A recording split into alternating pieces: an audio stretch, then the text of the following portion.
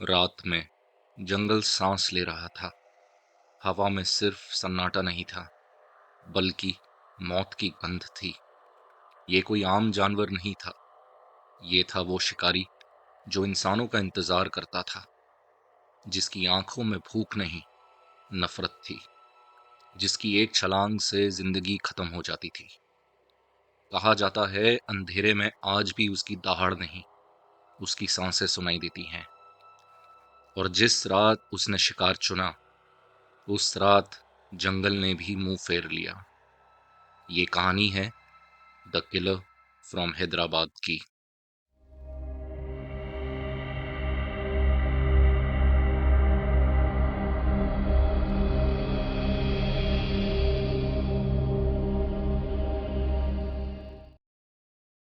मैसूर राज्य के उत्तर में ब्रिटिश राज के समय बेलारी, अनंतपुर, कर्नूल और नंदयाल जिले थे, जो उस समय मद्रास प्रेसिडेंसी का हिस्सा थे।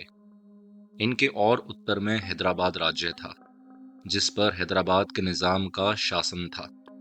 निजाम ब्रिटिश सरकार का पक्का सहायक था और उनकी वंशाली दिल्ली के कभी रहे अत्यंत शक्तिशाली मुगल सम्राट के एक शासक से जुड़ी हुई थी। आज हैदराबाद राज्य का अस्तित्व नहीं रहा है। निजाम के विशाल इलाकों के कुछ हिस्सों को अनंतपुर, कर्नूल और नंदयाल अब मिलकर भाषाई आधार पर बने तेलुगु राज्य आंध्र प्रदेश का हिस्सा है। नया भारतीय संघ बनने के बाद क्षेत्रफल के हिसाब से आंध्र प्रदेश देश का दूसरा सबसे बड़ा राज्य था, जिससे बड़ा केवल उत्तर में स्थित मध्य प्रदेश था। लेकिन ये कहानी बहुत पुराने समय की है, जब ये इलाके भले ही मुख्य रूप से तेलुगु बोलने वाले थे, फिर भी मद्रास प्रेसिडेंसी के अंदर आते थे। उन दिनों ये जिले काफी पिछड़े हुए थे, क्योंकि यहाँ वर्षा बहुत कम होती थी। साल के 10 महीने बेहद तेज गर्मी रहती थी और आबादी भी बहुत घनी नहीं थी। अनंतपुर, कर्नूल और नंदयाल जैसे कुछ कस्बों को छोड़कर, जो अपने अपने जिलों की राजधानियां थे, बाकी इलाकों में दूर दूर फैले छोटे छोटे गांव ही बसे हुए थे। बॉम्बे से मद्रास जाने वाली रेलवे लाइन इन जिलों से होकर गुजरने वाली मुख्य जीवन रेखा थी। ये लाइन गुंतकल जंक्शन नाम की एक रेलवे कॉलोनी से होकर जाती थी। ये मुख्य रेल मार्ग ब्रॉड गेज का था, जिसमें पटरियों के बीच की दूरी 5 फुट 6 इंच थी। गुंतकल से 3 अलग अलग मीटर गेज लाइनें निकलती थी। एक पश्चिम की ओर बेलारी और हुबली की तरफ जाती थी, दूसरी दक्षिण की ओर मैसूर राज्य के बैंगलोर की ओर, और तीसरी पूर्व की ओर, जो द्रोणाचेलम और नंदयाल से होकर बेजवाड़ा तक पहुंचती थी, जहां से आगे ये भारत के पूर्वी तट तक पहुंचती थी। बेजवाड़ा में ये लाइन मद्रास और कलकत्ता को जोड़ने वाली एक दूसरी ब्रॉडगेज मुख्य लाइन से मिल जाती थी, जबकि द्रोणाचेलम में 1 मीटर गेज लाइन उत्तर पूर्व दिशा में सिकंदराबाद और हैदराबाद की ओर जाती थी। मीटर गेज के इंजन और डिब्बे स्वाभाविक रूप से ब्रॉड गेज की तुलना में छोटे और काफी हल्के होते थे। गुंतकल, द्रोणाचलम और नंदयाल को पार करने के बाद पूर्व की ओर जाने वाली मीटर गेज रेलवे लाइन 5 स्टेशनों तक जंगल वाले इलाके से होकर गुजरती है। ये स्टेशन क्रम से गजूलापल्ली, बसवापुरम, चेलमा, बोगड़ा और डिगुवा मेटा हैं। इसके बाद ट्रेन बेजवाड़ा की ओर बढ़ जाती है। यही वन क्षेत्र मेरी कहानी की पृष्ठभूमि है। ये इलाका लगभग एक लंबे जंगल पट्टी के बीचों बीच स्थित है, जो उत्तर दिशा में कृष्णा नदी को पार कर पुराने हैदराबाद राज्य तक फैली हुई है और दक्षिण दिशा में कडप्पा नगर की ओर बढ़ती है।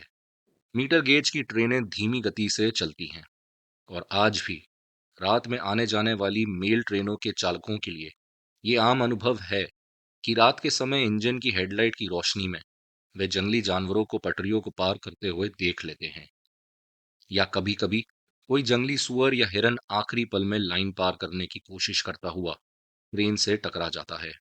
मेरे बताए गए इन 5 स्टेशनों से आसपास के जंगलों की ओर जाने के लिए सिर्फ कच्चे पथरीले बैलगाड़ी के रास्ते और पैदल चलने वाली पगडंडियां ही थीं। उन दिनों वहां मोटर गाड़ियों के चलने लायक सड़कें बिल्कुल नहीं थीं। यही एक बड़ा कारण था कि इस इलाके के वन्य जीव बड़े पैमाने पर मारे जाने से बचे रहे, जैसा कि अच्छी सड़कों वाले जंगलों में होता है। जोशीले लेकिन गलत सोच वाले और असभ्य शिकारी इन अच्छी सड़कों का गलत इस्तेमाल करते हैं। वे शाम से सुबह तक मोटर गाड़ियों में बैठकर जंगल में स्पॉटलाइट की रोशनी डालते हैं, और जिस भी जानवर की आंखें उस रोशनी में चमकती हैं, उस पर वे गोली चला देते हैं। ज्यादातर मामलों में उन्हें ये तक पता नहीं होता कि वे किस तरह के जानवर पर गोली चला रहे होते हैं। ये निर्दयी और बेहद गलत तरीका पहले भी और आज भी लगातार वन्य जीवों को भारी नुकसान पहुंचा रहा है। हर प्रजाति की मादाओं और उनके बच्चों को बिना किसी भेदभाव के मारा जा रहा है, जबकि उससे भी अधिक संख्या में जानवर बुरी तरह घायल होकर जंगल में घसीटते हुए चले जाते हैं और धीरे धीरे तड़प तड़प कर मर जाते हैं। अपने समय में ब्रिटिश सरकार ने इस अवैध शिकार को रोकने की कोशिश की थी, और भारतीय सरकार आज भी प्रयास कर रही है। पहली कोशिश नाकाम रही, और दूसरी कोशिश भी अब तक पूरी तरह सफल नहीं हो पाई है। ये भयानक तबाही आज भी जारी है, और सच तो ये है कि ये तब तक चलती रहेगी जब तक या तो आम लोग ये नहीं समझ लेते कि वन्य जीवन देश की एक अमूल्य धरोहर है और उसे बेवजह नष्ट नहीं किया जाना चाहिए, या दूसरी ओर तब तक जब तक वन्य जीवन पूरी तरह समाप्त ही ना हो जाए। हालांकि जैसा कि मैंने कहा है, सौभाग्यवश मोटर योग्य सड़कों की अनुपस्थिति के कारण गजूलापल्ली से डिगुआमेटा का इलाका अब तक काफी हद तक रात में घूमने वाले मोटर गाड़ी सवार कसाईयों के अभिशाप से बचा हुआ है। वहां जंगल में डेरा डालते समय आदमी को यह भरोसा रहता है कि उसे कार के इंजन की गूंज, उसके बाद चकाचौंध करती तेज रोशनी, अचानक गाड़ी रुकने की आवाज, बंदूक या राइफल की गोली और किसी घायल या मरते हुए जानवर की दर्दनाक चीख सुनने को नहीं मिलेगी। इस इलाके के मूल निवासी तेलुगु बोलने वाली एक जनजाति हैं, जिन्हें चेंचू कहा जाता है। अन्य आदिवासियों की तरह वे बहुत कम कपड़े पहनते हैं। पुरुषों और महिलाओं दोनों का मुख्य पहनावा फटे और मैले लंगोट जैसे वस्त्र होते हैं। पुरुष धनुष बाण लेकर चलते हैं, और अधिकतर लोग गले में मोतियों या पंखों की माला पहनते हैं। विशेष अवसरों पर मोर के पंख उनके उलझे हुए बालों में लगाए जाते हैं। ये लोग नशीली शराब के शौकीन होते हैं, जिसे वे चिपचिपे महुआ के फूल के रस से या बबूल के पेड़ की छाल से बनाते हैं। वास्तव में महुआ के पेड़ों की भरमार के कारण ब्रिटिश शासन के दिनों में ये लोग आबकारी अधिकारियों यानी एक्साइज ऑफिसर्स के लिए हमेशा सिरदर्द बने रहते थे, और आज आंध्र सरकार के लिए तो और भी बड़ी समस्या है, खासकर उन इलाकों में जहां राज्य में शराबबंदी की नीति लागू है। हालांकि ये कहानी ना तो रात में गाड़ियों से किए जाने वाले शिकार के विरोध में लिखी गई है, न ही शराबबंदी की नीति पर चर्चा करने के लिए, और न ही इसमें चेंचू लोगों के जीवन का कोई चित्रण है। ये कहानी एक ऐसे आदमखोर बाघ से जुड़ी है जिसने लगभग 4 वर्षों तक बीच बीच में इस इलाके में आतंक फैलाए रखा था। ये बाघ पहले हैदराबाद राज्य के जंगलों में सक्रिय हुआ था, जहां करीब 6 महीने तक उसने चेंचू आदिवासियों और अकेले यात्रा करने वालों को अपना शिकार बनाया। इसके बाद वे दक्षिण की ओर भटका और चेल्मा में उसने अपनी मौजूदगी का ऐलान किया। जब एक सुबह रेलवे लाइन की नियमित जांच के लिए स्टेशन से पश्चिम दिशा में बसवापुरम की ओर निकले एक गैंगर रेलवे ट्रैक बिछाने वाले दल के सुपरवाइजर को वह उठा ले गया और उसे आ गया। उन दिनों इस क्षेत्र में बाघों की संख्या काफी थी, लेकिन प्राकृतिक शिकार की भरपूर उपलब्धता के कारण वे आमतौर पर स्थानीय लोगों को नुकसान नहीं पहुंचाते थे, सिवाय कभी कभार मवेशियों को उठा ले जाने के। इसलिए उस समय गैंगर के लापता होने का कारण आदमखोर बाघ को नहीं माना गया था, खासकर इसलिए भी कि उसके कोई अवशेष भी नहीं मिले। लोगों ने यह समझा कि वह किसी निजी वजह से इलाका छोड़कर वहां से चला गया होगा। कुछ महीनों बाद जब इधर उधर से चेंचू जनजाति के लोग गायब होने लगे, तब जाकर शक पैदा हुआ कि कुछ गड़बड़ है और इनके गायब होने के पीछे किसी बाघ का हाथ हो सकता है। फिर भी तब तक इस आदमखोर की मौजूदगी का कोई पक्का सबूत नहीं था, क्योंकि जंगल की पगडंडियों पर बाघों के पगमार्क्स आम बात थे, और लापता गैंगर व अन्य चेंचुओं को हैदराबाद राज्य के दूर उत्तर के जंगलों में पहले हुई घटनाओं से जोड़ने का कोई ठोस आधार नहीं था। गैंगर की घटना के लगभग 3 या 4 महीने बाद इस बाघ ने अपनी मौजूदगी साफ तौर पर जाहिर की। एक शाम दो कोयला बनाने वाले आदमी जंगल के किनारे बसे वडापल्ली नाम के एक छोटे से गांव की ओर लौट रहे थे। वे एक के पीछे एक चल रहे थे। गांव पहुंचने से करीब आधा मील पहले आगे चल रहे आदमी की नजर एक पेड़ पर बने घोंसले से उड़ती हुई एक चिट्टीदार मादा कोयल पर पड़ी। अब आपको यह अजीब लग सकता है कि मैं खास तौर पर यह बता रहा हूं कि वह चिट्टीदार मादा कोयल थी। इसका कारण यह है कि नर कोयल बिल्कुल काला होता है, जबकि मादा गहरे स्लेटी रंग की होती है, जिस पर सफेद धब्बे होते हैं। इसलिए दोनों को पहचानना आसान होता है। कोयल शायद कोयल कुल का सबसे बड़ा पक्षी है। भारतीय ब्रेन फीवर चिड़िया भी इसी परिवार की है। अन्य कोयलों की तरह ये अपने घोंसले नहीं बनाती, बल्कि दूसरे पक्षियों के घोंसलों में अंडे दे देती हैं और उन्हें सेने की जिम्मेदारी भी उन्हीं पर छोड़ देती हैं। अब उस चेंचू आदमी का मादा कोयल को घोंसले से उड़ते देखना इस बात का पक्का सबूत था कि उसने अभी अभी वहां अंडा दिया था। चेंचू लोगों के लिए कोयल के अंडों का मिलना आसान नहीं होता है, क्योंकि वे किसी भी पक्षी के घोंसले में हो सकते हैं और चेंचू लोग इन्हें बहुत स्वादिष्ट मानते हैं। उसने ये बात अपने साथी को बताई। दूसरा आदमी, जो उम्र में छोटा था, अंडे निकालने के इरादे से पेड़ पर चढ़ने लगा।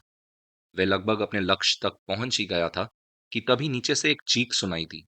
जब उसने नीचे देखा तो वह हैरान रह गया। एक बाघ जंगल की ओर जाता दिखाई दे रहा था और उसके मुंह में उसका साथी लटका हुआ था, जो मदद के लिए चीख रहा था। पेड़ पर चढ़ा हुआ आदमी घबरा कर ऊपर की सबसे ऊंची डाली तक चढ़ गया, जबकि बाघ अभी भी कर्राते हुए अपने शिकार को लेकर जंगल में ओझल हो गया।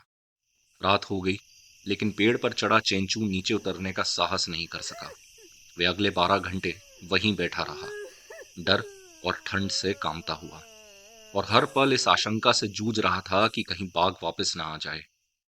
अगली सुबह जब सूरज काफी ऊपर आ चुका था, तो उसने पूरी ताकत से चिल्लाना शुरू किया, इस उम्मीद में कि वड्डापल्ली गांव के आसपास कोई उसकी आवाज सुन ले। सौभाग्य से हवा उसी दिशा में बह रही थी और आखिरकार उसकी चीखें सुन ली गई।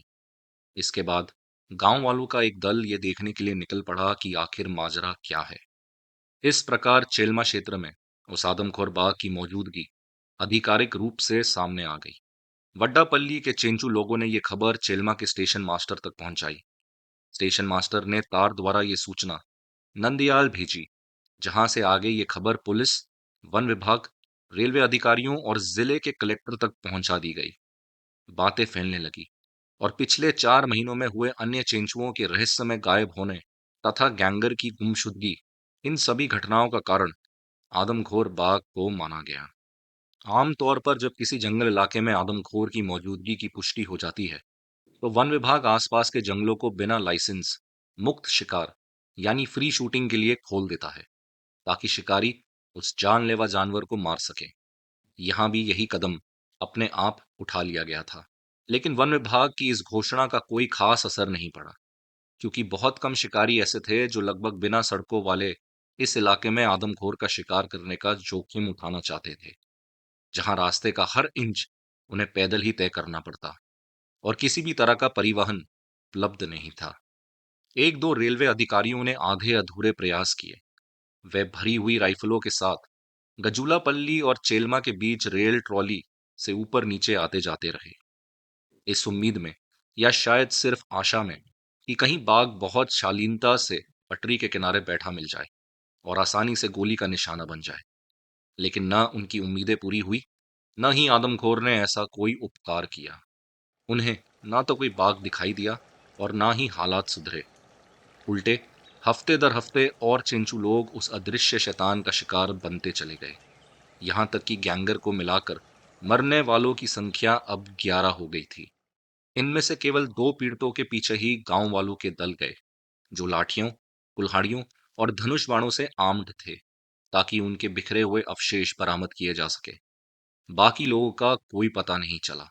इसका कारण न केवल कठिन भूभाग था, बल्कि लोगों की ये नापसंदगी भी थी कि वे अपनी जान जोखिम में डालकर उन शवों को ढूंढने जाएं, जिनके बारे में वे अच्छी तरह जानते थे कि वे पहले ही आधे खाए जा चुके होंगे। ऐसा व्यवहार किसी को उदासीन या कठोर लग सकता है, लेकिन आपको ये याद रखना चाहिए कि ये गरीब लोग निहत्थे थे और आदमखोर से निपटने के लिए ना तो संगठित थे और ना ही तैयार। चारों ओर घना जंगल फैला था, इस भारी वन क्षेत्र में मुश्किल से कुछ पगडंडियां थीं जो घनी झाड़ियों, बड़े बड़े पत्थरों और जंगल से भरी खाइयों के बीच से गुजरती थीं। सब जानते थे कि अगर आदमखोर ने लोगों के किसी समूह पर हमला कर दिया तो कम से कम एक व्यक्ति जरूर उसका शिकार बनेगा, और कोई भी वह व्यक्ति नहीं बनना चाहता था। तो फिर ऐसे में उन्हें बाहर निकलने से हिचकने के लिए कौन दोष दे सकता है? पूर्वी दर्शन की सच्ची सोच के अनुसार उस व्यक्ति का शव खोजने के लिए एक और जीवन का बलिदान देने में कोई समझदारी नहीं थी, जो पहले ही मर चुका था। इन 11 हत्याओं के बाद ऐसा लगा कि आदमखोर कुछ समय के लिए इस इलाके से चला गया है, क्योंकि अगले 3 या 4 महीनों तक वहां कोई नई घटना सामने नहीं आई थी। हालांकि कृष्णा नदी के पास फिर से ऐसी घटनाएं होने लगी। तभी यह साफ हुआ कि हैदराबाद राज्य का पुराना आदमखोर और चेलमा का आदमखोर दोनों एक ही बाघ थे। हैदराबाद राज्य में बाघ को मारने के लिए शिकारियों की पुकार को बेहतर प्रतिक्रिया मिली, और एक दो मुस्लिम नवाबों ने उसके खिलाफ सक्रिय अभियान शुरू कर दिए। अंत में बाघ ने अपनी हद पार कर दी जब उसने मड़ीकोंडा नाम के एक गांव के बहुत पास एक यात्री को मार डाला। इस बार उसे अपने शिकार का थोड़ा सा भी मांस खाने का मौका नहीं मिला, क्योंकि उसे वहां से भगा दिया गया था। घटना की खबर तुरंत उस इलाके के नवाब तक पहुंचा दी गई, जो संयोग से कुछ ही मील दूर डेरा डाले हुए थे। नवाब ने तुरंत इस घटना पर प्रतिक्रिया दी और बड़ी तेजी से घटनास्थल पर पहुंच गए। खुशकिस्मती से उस समय से पहले जब मृतक के शव को दाह संस्कार के लिए ले जाने वाले थे। इससे नवाब को पास के एक पेड़ पर मचान बनवाने का अवसर मिला, ताकि वह बाघ के अपने अधखाए शिकार के पास लौटने का इंतजार कर सके। मृतक एक घुमंतू व्यक्ति था, यानी नोमैड, और उस इलाके में उसका कोई रिश्तेदार नहीं था जो शव को ले जाता। यही कारण था कि पहली बार इस बाघ को गोली मारने का वास्तविक मौका मिला। लेकिन इसी समय नवाब की किस्मत ने उसका साथ छोड़ दिया। एक अनएक्सपेक्टेड तूफान वहां आ पहुंचा, जो लगभग उसी वक्त आया जब बाघ वापस अपने शिकार पर लौटा। कम से कम नवाब का यही कहना था। वजह चाहे जो भी रही हो, दुर्भाग्य से जब नवाब ने गोली चलाई तो वह बाघ को मार नहीं सके। सुबह की रोशनी में बस खून के कुछ निशान दिखाई दिए, जिन्हें बारिश पूरी तरह धो नहीं पाई थी। कम से कम उन्हें यह संतोष तो था कि उनकी गोली बाघ को लगी थी। हालांकि अगले दिन कोई भी उसके पीछे जाकर उसका शव खोज नहीं सका। नवाब को उम्मीद थी कि बाघ मर चुका होगा, और यही उम्मीद बाकी सब लोगों को भी थी। फिर कुछ हफ्तों का अंतर बीत गया। इसके बाद गजुलापल्ली के पास तीतर और जंगली मुर्गियों को फांसने वाले जाल को लगाने वाला एक चेंचू आदमी दोपहर के खाने के लिए घर नहीं लौटा। वह उस सुबह जंगल के अलग अलग हिस्सों में लगाए गए अपने जाल देखने निकला था, और उसने कहा था कि वह हमेशा की तरह दोपहर तक लौट आएगा। लेकिन दोपहर बीत गई, शाम ढल गई, और वह फिर भी नहीं लौटा। उसकी पत्नी और उसका इकलौता बेटा, जो लगभग 20 वर्ष का था, चिंतित होने लगे। बेशक उन्होंने चेल्मा के आसपास हुई हत्याओं के बारे में सुना था, लेकिन वह घटनाएं कई महीने पहले की थीं, और तब तक लोग उन्हें लगभग भूल चुके थे। अब जब परिवार का कमाने वाला व्यक्ति घर नहीं लौटा, तो उनके मन में शंकाएं और डर पूरी ताकत से लौट आए। आदमखोर जानवरों की घटनाओं को दर्ज करते समय ये बात साफ नजर आती है कि उनकी गतिविधियां अक्सर लगभग एक तय दर्रे पर चलती हैं। इस कहानी का खलनायक यानी आदमखोर अक्सर अचानक सामने आता था। आमतौर पर ऐसा तब होता था जब वह किसी शिकारी द्वारा घायल कर दिए जाने के कारण अपने प्राकृतिक शिकार का पीछा करने में असमर्थ हो जाता। कभी कभी ऐसा भी होता था, हालांकि कम, कि उसने ये आदत अपने माता पिता से सीखी हो, जिनमें से किसी को इंसानी मांस का स्वाद लग चुका हो। शुरुआत में इंसानों की हत्याएं बहुत कम और बीच बीच में होती थी, लेकिन जैसे जैसे जानवर को अपनी ताकत और निहत्थे इंसानों पर अपनी बढ़त का भरोसा होता गया, वैसे वैसे हत्याओं की संख्या भी बढ़ती गई। आदमखोरों, चाहे वे बाघ हो या तेंदुए, की एक अजीब और खास बात यह है कि इंसानों के प्रति बढ़ते अनादर के बावजूद उनके स्वभाव में एक गहरी सावधानी बनी रहती है। कुछ शिकारी इसे कायरता भी कहते हैं। ये जानवर हमेशा अपने शिकार पर अचानक हमला करते हैं, अक्सर तब जब वे अकेला हो या लोगों के किसी समूह में सबसे आगे या सबसे पीछे चल रहा हो। ऐसे मामले बहुत ही दुर्लभ हैं जब किसी आदमखोर ने लोगों के पूरे समूह पर सीधा हमला किया हो। इसके विपरीत ऐसे कई उदाहरण मिलते हैं जब संभावित शिकार ने किसी तरह विरोध किया, अपनी जान बचाने के लिए संघर्ष किया और आदमखोर हमला छोड़कर वहां से भाग गया। ये स्थिति बाघों की तुलना में तेंदुओं के साथ ज्यादा देखी गई है, क्योंकि बाघ इतने शक्तिशाली होते हैं कि एक बार जब उनका हमला पूरी तरह हो जाए तो बहुत कम लोग जीवित बच पाते हैं और कहानी सुना पाते हैं। यही जन्मजात सावधानी या चाहें तो कायरता हर आदमखोर की साझा विशेषता है, और यही कारण है कि उन्हें शुरू में ही मार गिराना बेहद कठिन हो जाता है।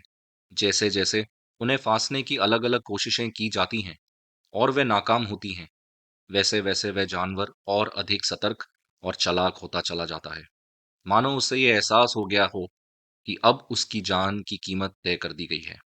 आदमखोर बाघ की एक आदत होती है कि वह एक तहशुदा इलाके या रास्ते पर घूमता है।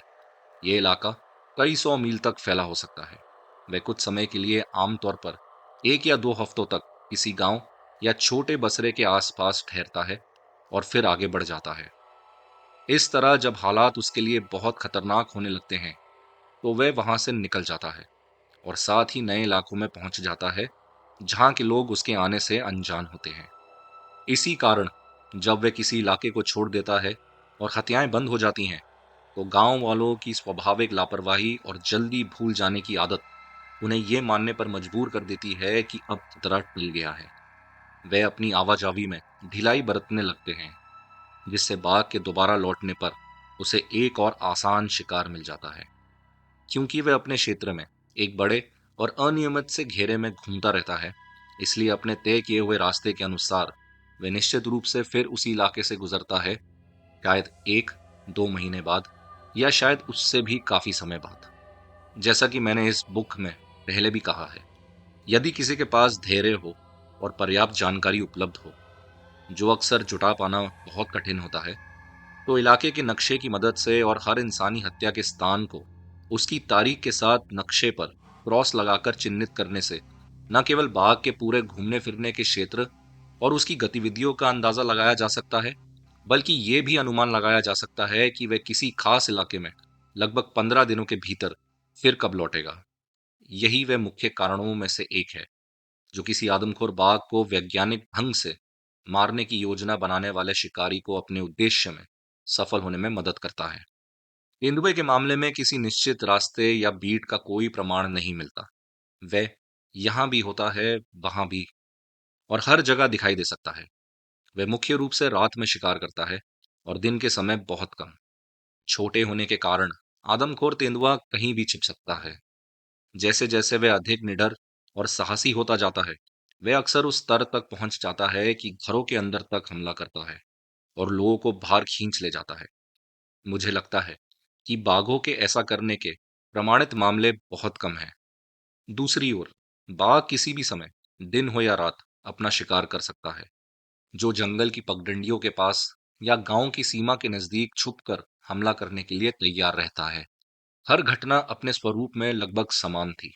बाघ बार बार अपनी जगह बदलता रहा, दक्षिण में गजुलापल्ली चेलमा इलाके से लेकर उत्तर में हैदराबाद के कृष्णा नदी तक। इस क्षेत्र में उसकी गतिविधियां बहुत बड़ी थीं। इसके अलावा मेडिकोंडा में नवाब द्वारा उसे घायल किए जाने के बाद उसने अपनी आदमखोर प्रवृत्ति की सावधानी को तिगुना कर लिया था। इससे उसे ऐसा भयानक और अद्भुत शैतान माना जाने लगा, जैसे कोई अलौकिक दुष्ट आत्मा हो। दुर्भाग्यपूर्ण परिस्थितियों ने उसे ये आदत डाल दी कि वह हत्या के तुरंत बाद अपने मानव शिकार का अधिक से अधिक हिस्सा खा ले, और उसके बाद वो शव को वहीं छोड़ देता था और बहुत ही कम ही कभी लौटकर दूसरा हिस्सा खाता। इस आदत ने उन कुछ शिकारियों के लिए मुश्किलें अनंत बढ़ा दी जो उसके पीछे जाते थे। साथ ही इस आदत के कारण हत्याओं की संख्या भी जल्दी बढ़ने लगी, क्योंकि बाघ को अपनी भूख शांत करने के लिए हर बार नए शिकार की जरूरत पड़ती थी, जो पिछली बार के शव को वहीं छोड़ देता था।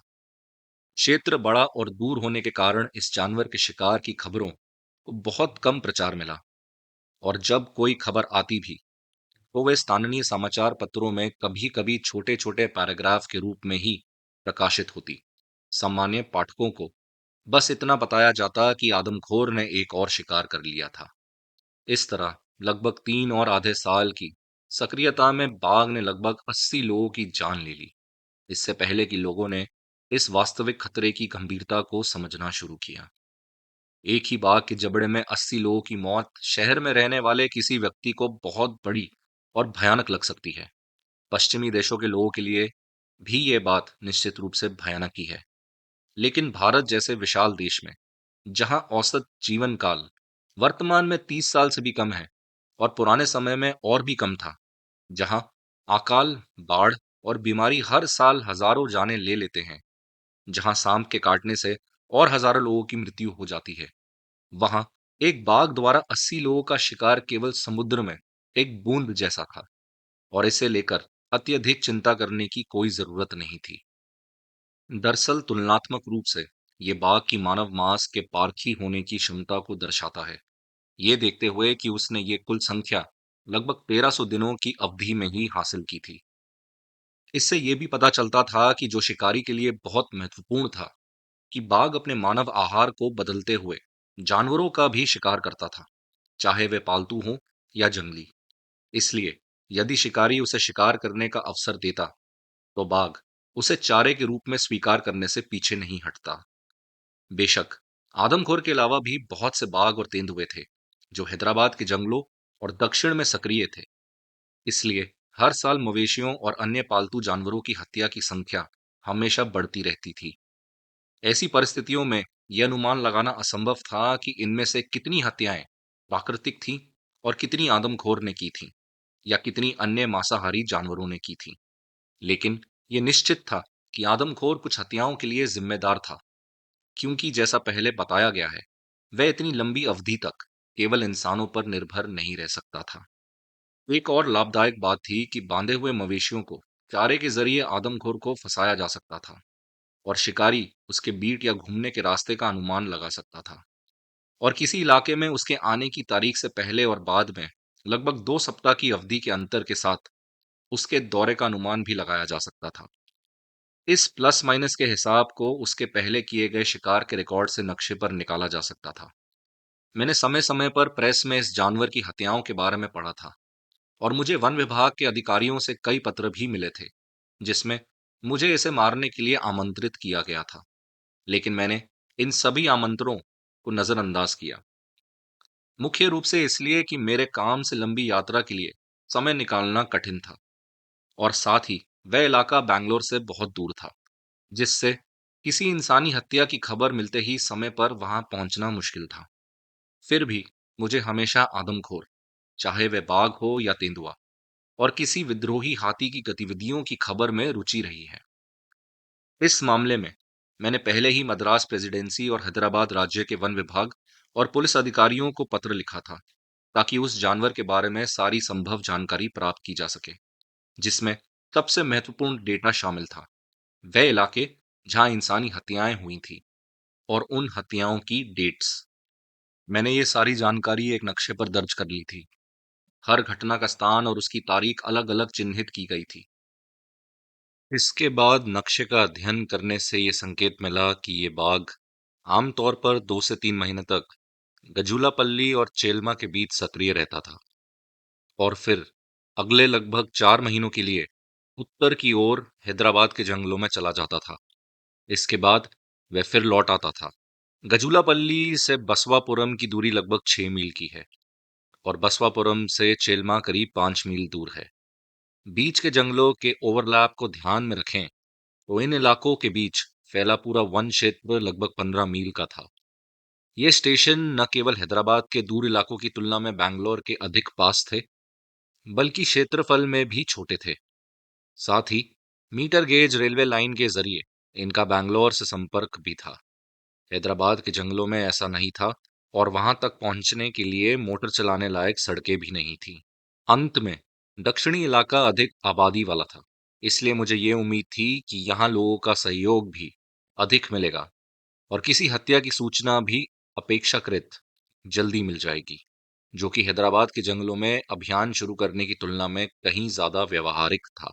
आप देखेंगे कि मैं कुछ समय से इस कोशिश को करने के विचार से खेल रहा था, जब तक कि मेरे समाधान का अंत खुद बाघ ने नहीं कर दिया। ये घटना उस समय हुई जब रेलवे पर एक स्थायी लाइन निरीक्षक, परमानेंट वे इंस्पेक्टर, PWI, एक सुबह चेलमा से बसवापुरम की ओर रेल लाइन का नियमित निरीक्षण करने निकला। भारतीय रेल में इन ट्रॉलियों का निर्माण बहुत सरल होता है। ये केवल दो जोड़ी पहियों पर एक लकड़ी के मंच के रूप में होती हैं। मंच की लंबाई लगभग 6 फीट से ज्यादा नहीं होती और इसके ऊपर एक साधारण बेंच लगी होती है जिस पर रेलवे अधिकारी बैठता है। इसे दो ठेले वाले ट्रॉली मैन नंगे पांव रेल पटरी पर दौड़ाते हुए धकेलते हैं। अभ्यास उन्हें इतना कुशल बना देता है कि वे पटरी पर अपने पांव सही तरीके से रखते हैं, क्योंकि अगर उनका पांव पटरी से चूक गया और वे गिट्टी पर पड़ गए तो उन्हें काफी दर्द होता। वे ट्रॉली को ढलान पर पैदल गति से ढकेलते हैं, समतल जगह पर लगभग 8 मील प्रति घंटे की रफ्तार से पटरी पर दौड़ते हैं और ढलान में ट्रॉली के पीछे कूद कर चढ़ जाते हैं। अधिकारी ट्रॉली की गति को हैंड ब्रेक से नियंत्रित करता है और स्टेशन पर ट्रॉली को लाइन से हटा दिया जाता है ताकि गुजरती ट्रेन के लिए रास्ता खाली किया जा सके। उस दिन ट्रॉली एक चढ़ाई वाले इलाके में एक कटिंग से गुजर रही थी जब पीडब्ल्यूआई ने हैंड ब्रेक लगाकर उसे रोक दिया ताकि वह उतरकर ट्रैक के दोनों तरफ बारिश के पानी को निकालने वाले नालों की जांच कर सके। उसके पास समय पर्याप्त था क्योंकि अगली ट्रेन अभी 2 घंटे बाद ही आने वाली थी। एक ट्रॉली मैन ट्रॉली पर ही बैठा रहा जबकि पीडब्ल्यूआई नाले के किनारे चलने लगा। दूसरा व्यक्ति कटिंग की ढाल पर चढ़ गया जो लगभग 7 फीट ऊंची थी और वहां ऊपर बैठ गया। उसने एक बीड़ी निकाली। बीड़ी वह सस्ती भारतीय सिगरेट होती है जो कच्ची तंबाकू की पत्ती में लिपटी होती है। वह संतोषपूर्वक इसे जलाकर पीने लगा। पीडब्ल्यूआई ट्रॉली से थोड़ी दूर चल रहा था। ट्रॉली पर बैठा व्यक्ति पीछे झुककर झपकी लेने लगा और ढाल पर बैठा बीड़ी पीने वाला व्यक्ति अपनी पहली बीड़ी का गुटखा फेंक कर दूसरी बीड़ी जलाने लगा। उसने धुआं गहरी सांसों के साथ फेफड़ों में खींचा और अपने वरिष्ठ अधिकारी की ओर उदासीन आंखों से देखा। नाले की स्थिति बहुत अधिक क्षतिग्रस्त नहीं थी और लगभग 100 गज चलने के बाद पीडब्ल्यूआई मुड़े और लाइन पार करके दूसरी तरफ से वापस लौटने लगे ताकि वहां के नाले का निरीक्षण कर सकें। इसी दौरान उन्होंने पीछे देखा और ट्रॉली पर सोते हुए कुली को देखा। फिर ऊपर की ओर देखा जहां कटिंग पर बैठा दूसरा कुली अपनी दूसरी बीड़ी पी रहा था। लाइन के दोनों तरफ जंगल लगभग 50 गज तक था, लेकिन कुछ झाड़ियां जंगल की तरफ से उग गई थी और बहुत नजदीक तक बढ़ गई थी।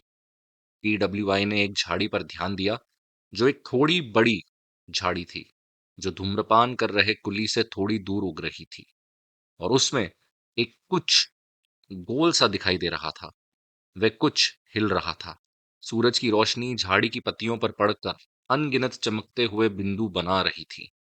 इसके विपरीत झाड़ी का निचला हिस्सा और वह गोल कुछ छांव में था। रहस्यमय वस्तु फिर हिली और पीडब्ल्यूआई उसे देखकर सोचने लगा कि ये क्या हो सकता है।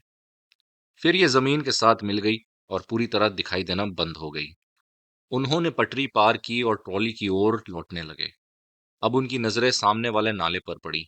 उन्होंने उस वस्तु को अपने दिमाग से निकाल दिया था, लेकिन ये केवल कुछ सेकंड के लिए था।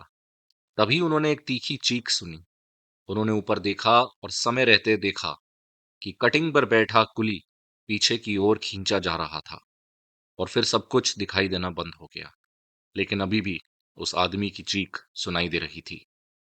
पीडब्ल्यूआई ने यह सोचते हुए कि आदमी के साथ क्या हुआ होगा, वह कटिंग की ढाल पर ऊपर दौड़े ताकि बेहतर दृश्य मिल सके। तब उन्होंने देखा कि एक बड़ा बाघ शांति से जंगल की ओर बढ़ रहा था और कुली उसके मुंह से लटका हुआ था। उसके हाथ और पैर कमजोर तरीके से हिल रहे थे। फिर बाघ और आदमी दोनों कभी नहीं दिखाई दिए। पीडब्ल्यूआई इतने स्तब्ध हो गए कि कुछ समय के लिए वहां जड़वत खड़े रहे, लगभग 1 मिनट तक। फिर उन्हें होश आया और उन्होंने तुरंत कार्रवाई की। वे ढाल से नीचे दौड़े, रेलवे ट्रैक पर आए और पूरी ताकत से ट्रॉली की ओर भागे। इस बीच सोता हुआ कुली अपने साथी की चीखों से जाग गया। वह इस उलझन भरे हालात में नहीं समझ पा रहा था कि उसे वास्तव में किस आवाज ने जगाया या क्या हो रहा था।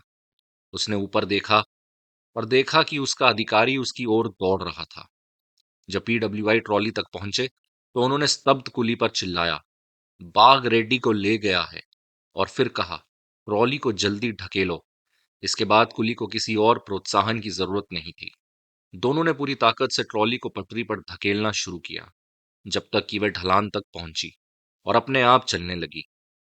फिर उन्होंने उस पर कूदकर ट्रॉली को पागलों की तरह ढलान पर नीचे जाने दिया और उस भयानक जगह से दूर चले गए। इस बिल्कुल नई हत्या की खबर को प्रेस में खूब प्रचार मिला और पीडब्ल्यूआई को हर ओर से कड़ी आलोचना झेलनी पड़ी। उन्हें कायर कहा गया क्योंकि उन्होंने जरूरत के समय एक साथी इंसान को छोड़ दिया। उन्हें नैतिक हत्यारा बताया गया और किसी ने ऐसा कहा कि उसे इंसान के रूप में जन्म नहीं लेना चाहिए था, बल्कि किसी कीड़े के रूप में जन्म लेना चाहिए था। मैं सोचता हूं कि उनके आलोचकों में कितने लोग उनकी जगह होते तो अलग तरीके से कार्य करते। ध्यान रखें कि ये सब कुछ अचानक हुआ था और उनके पास कोई हथियार भी नहीं था। मैंने महसूस किया कि अब समय आ गया है कि मैं खुद इस आदमखोर से सामना करूं। उस रात मैं बैंगलोर से ट्रेन में बैठा और अगले दिन दोपहर में गचूलापल्ली पहुंच गया। मुझे ये बुद्धिमानी लगी कि ऑपरेशन क्षेत्र के एक छोर से शुरू कर आगे बढ़ना चाहिए, बसवापुरम और चेलमा की ओर से, बजाय इसके कि कहीं बीच में शुरू किया जाए। बीच में शुरू करना ठीक नहीं होता और बहुत ज्यादा भाग्य पर निर्भर रहना पड़ता। सबसे महत्वपूर्ण बात यह थी कि मुझे स्थानीय मदद और एक मार्गदर्शक की जरूरत थी, क्योंकि मुझे जिले का बहुत कम ज्ञान था। मैंने यहाँ केवल एक बार संयोगवश यात्रा की थी। मैं अपने साथ वह नक्शा भी लाया था जिस पर मैंने बाघ की घूमने की राह चिन्हित की थी, और मुझे उम्मीद थी कि मैं उस पक्षी शिकारी के बेटे को ढूंढ पाऊंगा जो पहले बाघ का शिकार हो चुका था। मुझे लगा कि वह युवा एक संभावित और उपयोगी सहयोगी साबित होगा। जैसे ही ट्रेन स्टेशन से चल पड़ी, मैंने स्टेशन मास्टर और छोटे स्टेशन से जुड़े कुछ रेलवे कर्मचारियों के साथ दोस्ती कर ली। जब उन्हें मेरे मिशन का पता चला तो वे मेरे आसपास इकट्ठा हो गए और कहने लगे कि उन्हें बहुत खुशी है कि मैं आया हूं और वे मेरी मदद करने के लिए पूरी कोशिश करेंगे। मुझे थोड़ी दिक्कत थी क्योंकि स्थानीय भाषा तेलुगु थी, जिसमें मैं केवल कुछ शब्द ही बोल पाता था। लेकिन ये कमी इस तथ्य से पूरी हुई कि वहां के अधिकांश लोग थोड़ी तमिल और हिंदुस्तानी समझते थे, और ये दोनों भाषाएं मैं अच्छी तरह बोल सकता हूँ। किसी तरह हमने आपस में समझ बना ली। स्टेशन मास्टर को अंग्रेजी आती थी और वे मेरे मुख्य इंटरप्रेटर के रूप में काम करने लगे। सबसे पहले मैंने उन्हें समझाया कि यह जरूरी है कि मैं इस बाग के बारे में और अधिक जानूं, खासकर उसकी किसी भी विशेष पहचान या आदतों के बारे में, ताकि मैं उसे किसी भी अन्य बाग से अलग पहचान सकूं। इस पर स्टेशन कर्मचारियों ने जवाब दिया कि वे केवल इतना जानते हैं कि यह बहुत बड़ा बाग है। जाहिर है, उन्होंने समय समय पर रेलवे लाइन पार करते हुए बाघ देखे थे, लेकिन उन्हें कोई विशेष लक्षण नहीं पता था जिससे इस बाघ को अन्य बाघों से अलग पहचाना जा सके। लेकिन उन्होंने सुझाव दिया कि गांव में रहने वाले दो वन रक्षकों में से कोई एक बेहतर जानकारी रख सकता है और मेरी मदद कर सकता है।